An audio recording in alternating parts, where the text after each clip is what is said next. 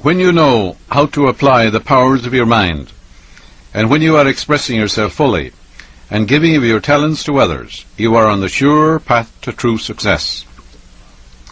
If you are about God's business, or any part of it, God by his very nature is for you, so who can be against you? With this understanding, there is no power in heaven or on earth to withhold success from you.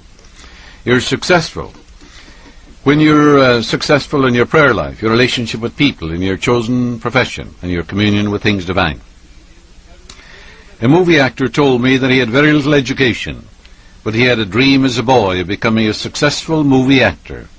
Out in the field, mowing hay, driving the cows home, or even when milking them, he said, I would constantly imagine I saw my name in big lights at a large theatre.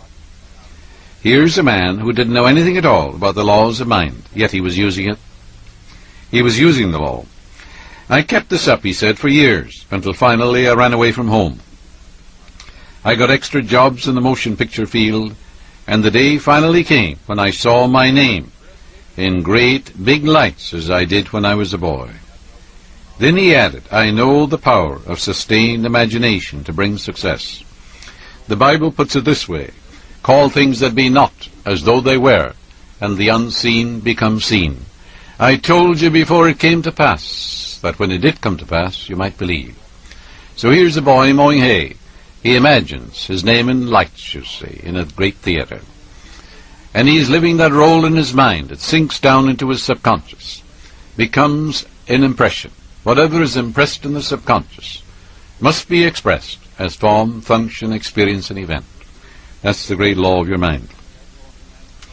30 years ago, I knew a young pharmacist who was receiving $40 a week plus commission on sales. That was very good salary in those days. After 25 years, he said to me, I will get a pension and retire.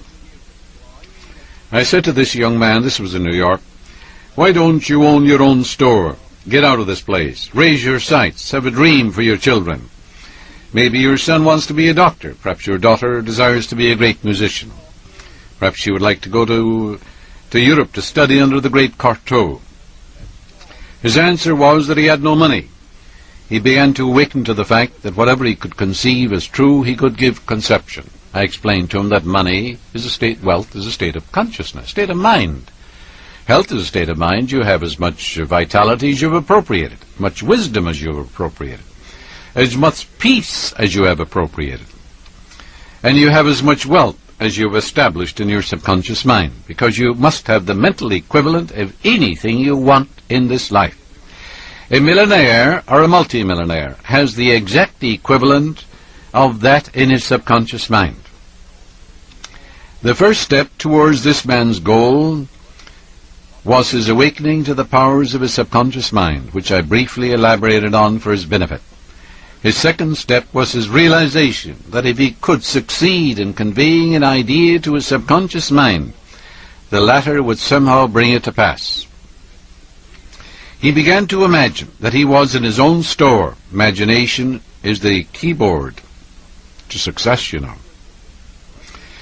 The ancient Hebrews called it the workshop of God, because whatever you imagine and feel to be true comes to pass.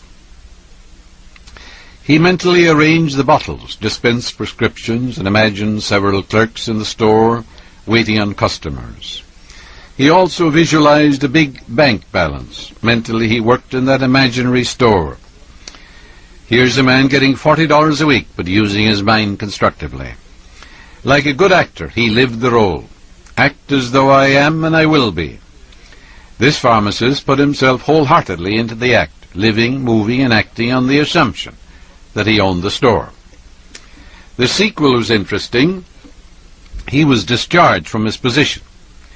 He found new employment with a large chain store, became manager, later on district manager. He saved enough money in 4 years to provide a down payment on a drugstore of his own. He called it his dream pharmacy. It was, he said, exactly the store I saw in my imagination. He became a recognized success in his chosen field and was happy doing what he loved to do.